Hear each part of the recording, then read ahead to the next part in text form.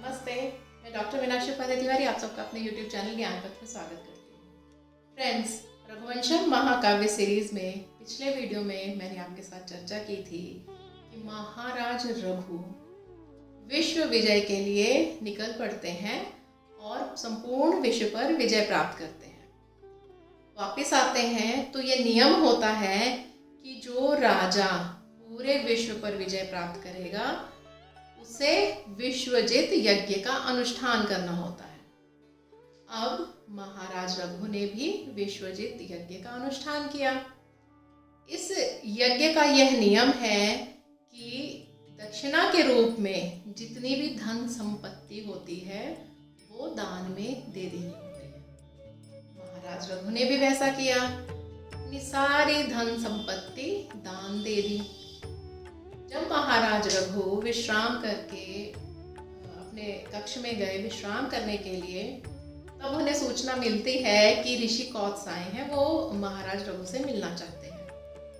अब महाराज रघु भागे भागे जाते हैं, एक मिट्टी का बर्तन लेते हैं, उसमें सारी पूजा सामग्री डालकर ऋषि की सेवा में हाजिर हो जाते हैं। अब जब ऋषि कौत्स देखते हैं कि अरे महाराज ने मिट्टी के बर्तन में ये सब सामान लाए हैं, तो इसका मतलब है कि राजा सब कुछ दान में दे चुके हैं। अब राजा के पास कुछ भी नहीं बचा है। फिर ऋषि कौत्स कहते हैं कोई बात नहीं, मुझे आने में देर हुई महाराज, मैं कहीं और से जाके प्रबंध कर लेता हूँ। अब राजा रघु को लगता है कि अरे ऋषिवर मुझसे कुछ उनको चाहिए होगा और बिना लिए जा रहे हैं, मैं उन्हें कुछ दे नहीं रहा हूँ, इसमें तो मेरे सम्मान में कमी आती है। वो ऋषि को बैठाते हैं और पूछते हैं कि आप मुझे पूरी बात बताइए। तब ऋषि कौत्स कहते हैं कि मैंने अपने गुरु से शिक्षा ली। जब शिक्षा संपूर्ण हो गई तो मैंने अपने गुरुजी से पूछा कि गुरुजी आप दक्षिणा में क्या लेंगे। गुरुजी ने कहा कि नहीं, मुझे कुछ नहीं चाहिए। फिर ऋषि कौत्स बताते हैं कि मैंने फिर से गुरुजी से पूछा, गुरुजी दक्षिणा में मैं क्या दूँ। गुरुजी ने मना कर दिया। उसके बाद मैं बार बार पूछता गया तो मेरे गुरुजी ने क्रोध में आके कह दिया कि मैंने तुम्हें 14 विद्याएं सिखाई हैं, उसका पूरा जो बनता है धन बनता है वो 14 करोड़ संपत्ति बनता है। मुझे तुम 14 करोड़, चाहे तो तुम मुझे मुद्राएं ला के दो, चाहे इसके बराबर धन संपत्ति ला के दो, चाहे सोना ला के दो, अब तो मुझे 14 करोड़ ही चाहिए, अब जाओ लेकर। गुरुजी ने तो क्रोध में कह दिया। अब मैं आया, मुझे लगा कि आप विश्वजित युद्ध के बाद आए हैं और आपने यज्ञ भी अनुष्ठान किया है, मुझे आपसे उम्मीद थी, लेकिन आपका ये मिट्टी का पात्र देखकर मैं समझ गया कि राजन आप तो पहले ही सब कुछ दान में दे चुके हैं। अब राजा रघु कहते हैं कि हे ऋषिवर, आप मुझे 2 दिन का समय दीजिए, मैं आपको 14 करोड़ धन संपत्ति लाकर दूंगा। ऋषि कौत्स कहते हैं कि ये कैसे पॉसिबल है कि 2 दिन में कैसे इतना धन आ जाएगा। कहते हैं कि मैंने वचन दिया है, मैं अपने वचनों में पूरा अमल करता हूँ, चाहे उसमें मेरी जान ही क्यों न चली जाए, लेकिन मैं आपको आपके 14 करोड़ धन संपत्ति अवश्य दूंगा, लेकिन आप मुझे 2 दिन का समय दीजिए। और 2 दिन के लिए उनके लिए एक कक्ष की व्यवस्था कर दी जाती है ऋषि कौत्स के लिए। अब राजा ये विचार करते हैं कि देखते हैं कि हमारे पास कितना धन है। वो अपने एक सेवक को भेजते हैं और उसे कहते हैं कि जाओ देख कर आओ खजाने में क्या है। तो आके बताता है सेवक कि महाराज खजाने में कुछ नहीं है, सब कुछ खाली हो गया है, सब कुछ दान में जा चुका है। तो महाराज रघु कहते हैं कि आज रात मुझे रेस्ट करने दो, मुझे आराम करने दो, कल सुबह पूरी सेना एकत्र करके मैं कुबेर पर आक्रमण करूंगा, मैं सारा धन कुबेर से लेकर आऊंगा। तो ये बात जैसे जंगल में आग फैलती है वैसे फैल जाती है कि अगर महाराज रघु ने अपने मुंह से यह वचन निकाला है तो ये अवश्य ही पूर्ण होगा। अब ये बात कुबेर तक भी पहुंच जाती है कि राजा रघु आक्रमण करने वाले हैं। देवताओं में सभा बैठती है, अब ऐसे जैसे खलबली मच जाती है। राजा रघु रात को सोने के लिए चले जाते हैं क्योंकि सुबह उन्हें युद्ध के लिए तैयार होना है और कुबेर पर आक्रमण करना है।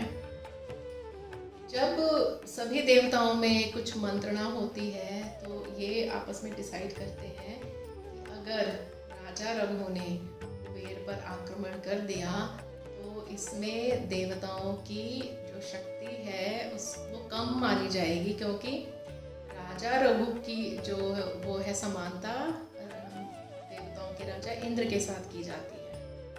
तो जब राजा रघु सो जाते हैं तो कुबेर उतना जो 14 करोड़ धन होता है, स्वर्ण मुद्राएं होती है, वो भी रख देते हैं और एक्स्ट्रा जो होता है सोना और जवाहरात वो भी रख देते हैं कि आगे फ्यूचर में वो महाराज रघु है वो मुझ पर आक्रमण करने के लिए सोचे भी मत।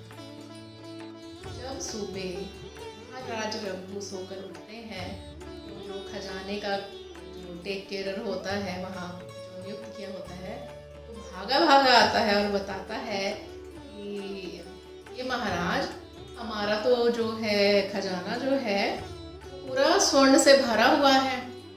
अब महाराज जाके देखते हैं तो पूरा स्वर्ण है, तो वो समझ जाते हैं कि ये रातों रात कुबेर ने यहाँ पर धन लाकर रख दिया है, क्योंकि सभी देवी देवता जो थे वो रघु के पराक्रम से डरते थे।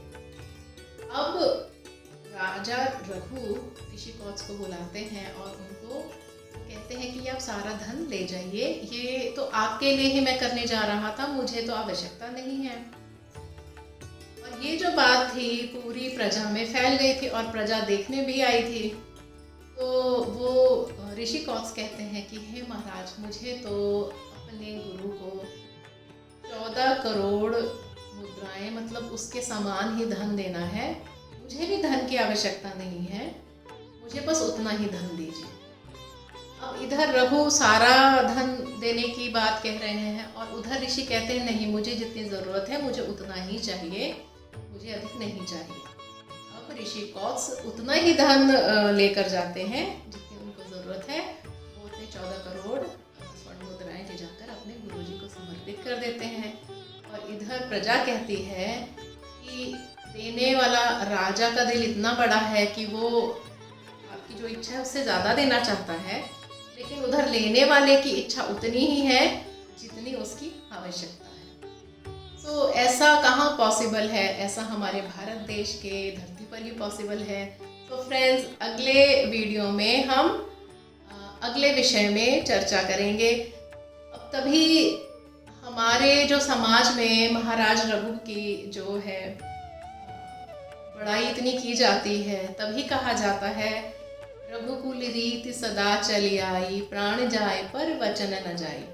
क्योंकि रघु ने अपना वचन दिया और उसको निभाने के लिए वो कहते हैं कि चाहे मेरी जान भी चली जाए, मेरे वचन खाली नहीं जाएंगे।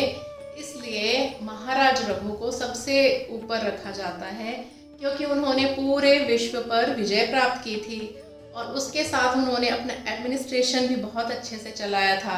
और वो दान देने में, अगर किसी के साथ प्रॉमिस किया है उसको पूरा करने में चाहे उनकी जान भी देनी पड़े वो पीछे नहीं हटते थे, ऐसा वो प्रण कर लेते थे। सो फ्रेंड्स, ये थी महाराज रघु के बारे में चर्चा। अगले वीडियो में महाराज रघु के पुत्र अज के बारे में चर्चा करेंगे। लेकिन हाँ, मेरा वीडियो लाइक करना, सब्सक्राइब करना, शेयर करना मत भूलिएगा, कमेंट्स जरूर लिखिएगा। जय श्री कृष्ण।